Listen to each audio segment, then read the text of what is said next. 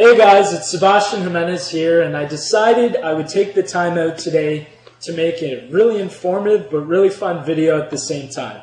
You know, I was a former university student over at the University of Western Ontario, and to be honest with you, the reason why I chose Western was for that prestigious school. Well, I'm actually just kidding. I was told that the best looking girls went there, so that's why I went.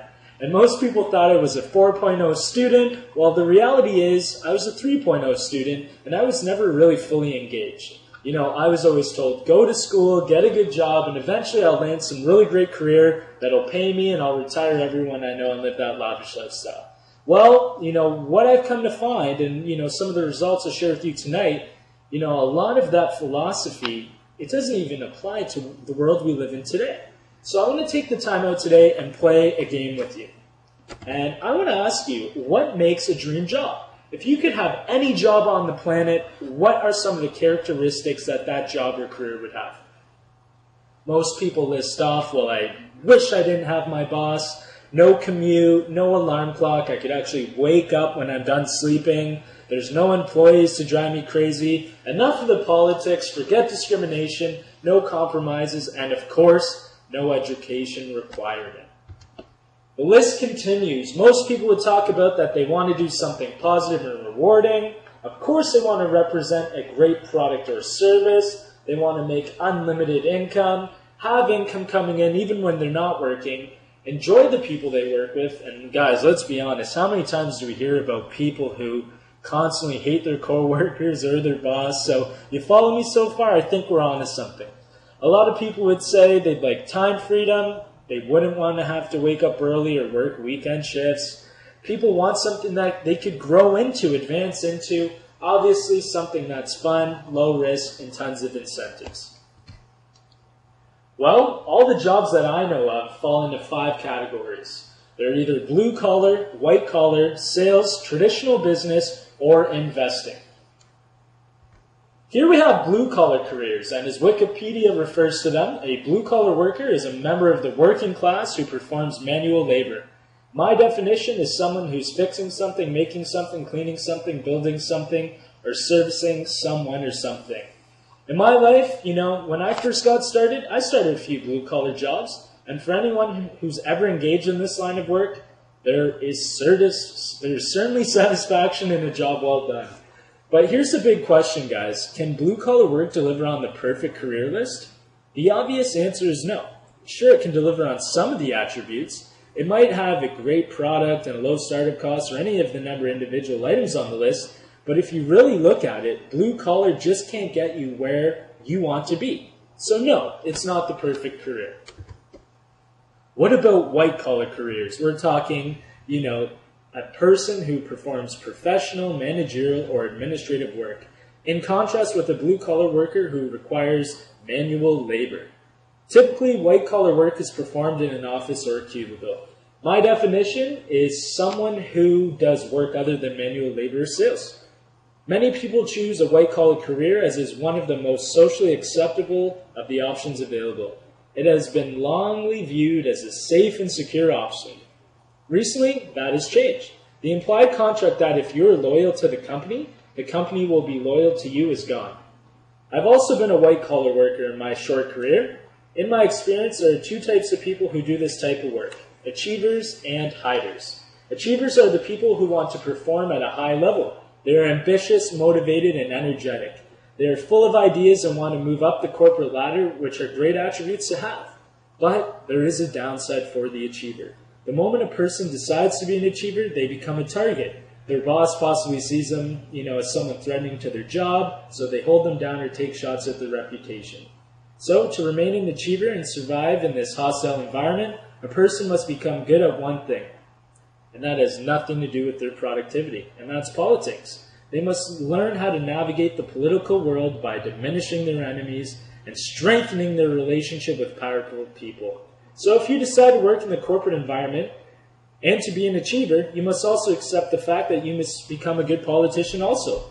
Now let's talk about the hiders. Remember them? These are people who hate politics, but let's face it, they still need a job. They don't stand out, they don't speak up, they don't bring any new ideas to the table, they simply hide.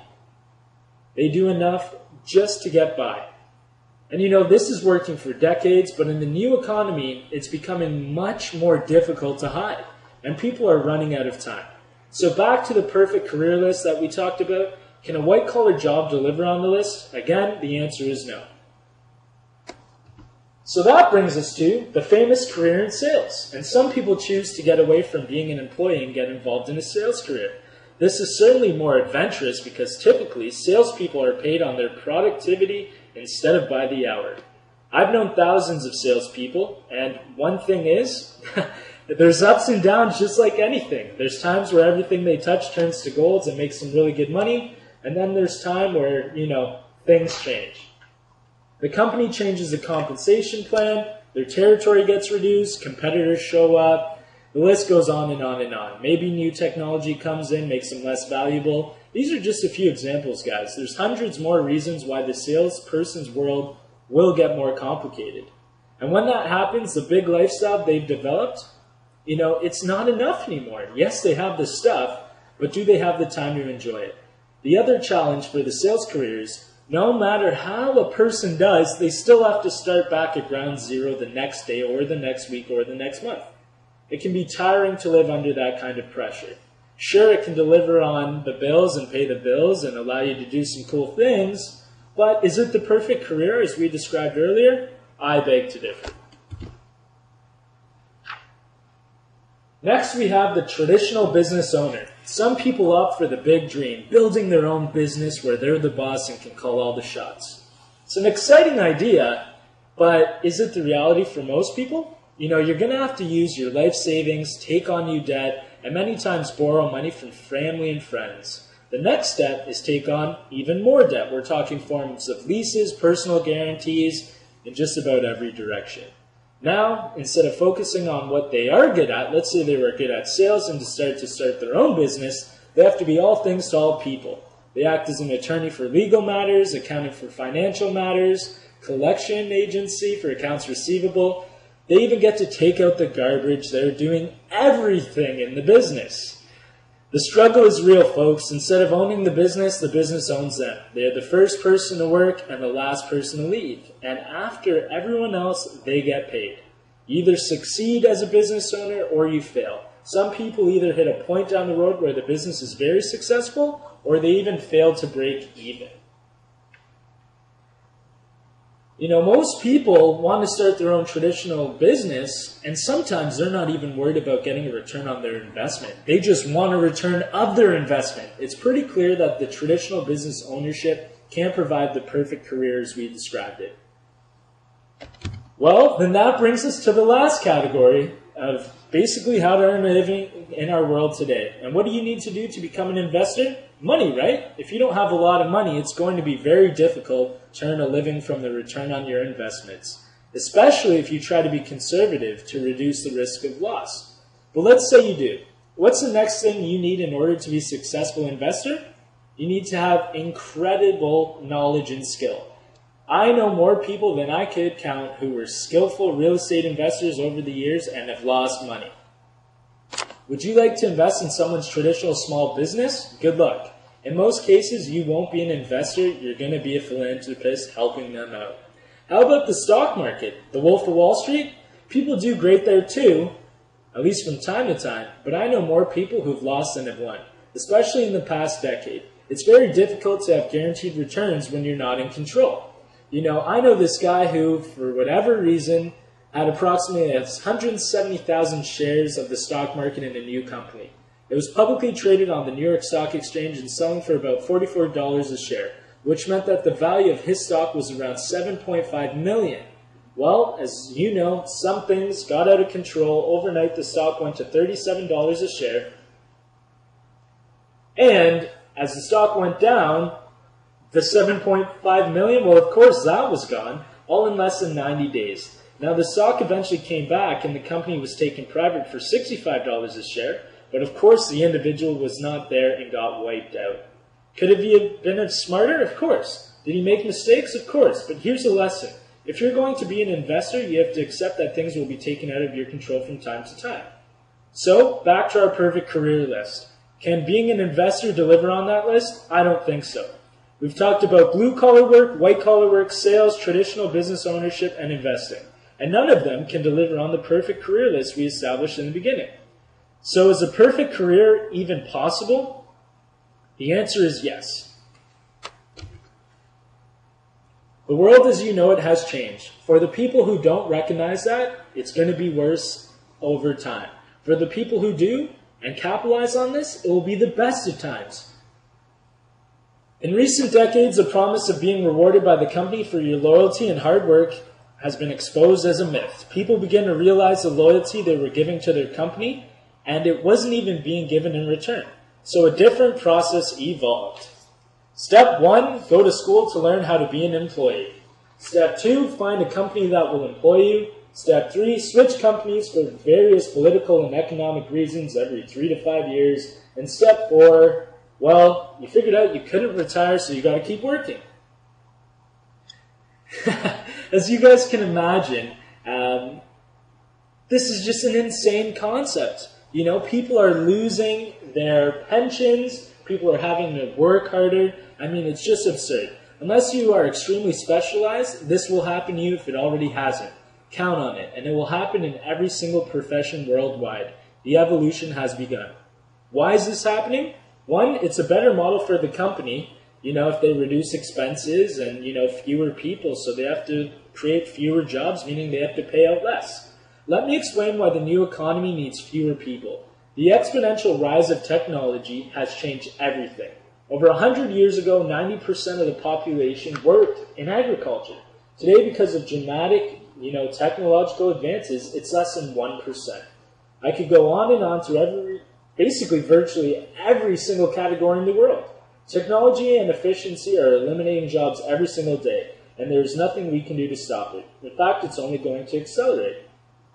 If you're sitting there waiting for the economy to bounce back and for some job to land in your lap, I can tell you that it's probably not going to happen. The best way that I've learned to survive is through network marketing. There are important products and services in the world today that need to be promoted to the people who need them. Consumers still need to be educated.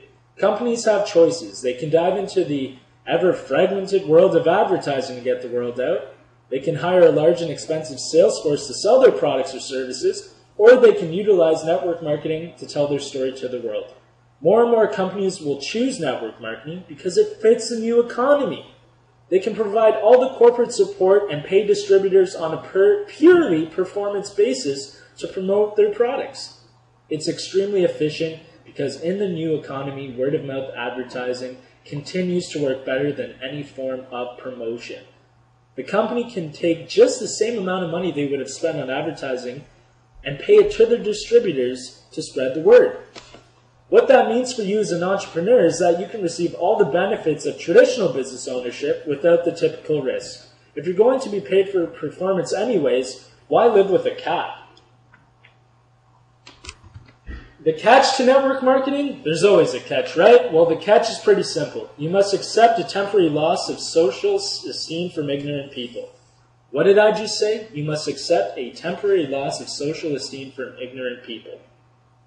And accept isn't completely accurate. You need to do more than that. You need to embrace the temporary loss of social esteem from ignorant people. You are seeing the future before it becomes apparent to everyone else. You are the smart one. You are the person taking action to live a better life. There is a reason why people will think less of you, and it has nothing to do with you. It's the old mindset. They're stuck in the old system. Most people have either joined a network marketing company or know someone who has.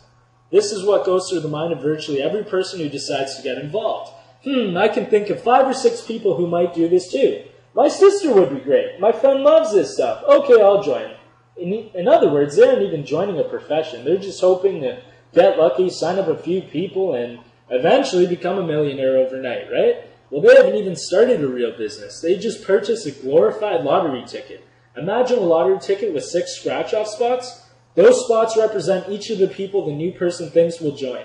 They approach those people and try to get them. And because of their lack of skill, most end up with nothing, just like a lottery ticket. So they rip up the ticket, and instead of taking responsibility for not really starting their business, they blame network marketing and tell the world about it. That's exactly what you're dealing with, guys. So if you choose this as a profession, The opinions of ignorant people who think they've done it right and it doesn't work? If that's going to be too hard to handle, then network marketing is not for you. But if you can embrace it, the world is yours. The people who embrace it get paid big money. Companies will pay you unlimited amounts to the people who can help blind people see. If you can educate the ignorant and you can build a community of like-minded people, you're off to the races. Some people like to say perception is reality. I hate that saying. All great leaders in the world have ignored it for centuries. What if Nelson Mandela had said perception is reality? What if Martin Luther King had said perception is reality? What if Steve Jobs had said perception is reality? The great leaders of the world said, reality is reality, and I'm going to do everything possible to help people understand that fact. Guys, network marketing is not perfect, but it is definitely better. I look forward to speaking with you and answering any questions you have, and I want to thank you for being so generous with your time. Good night.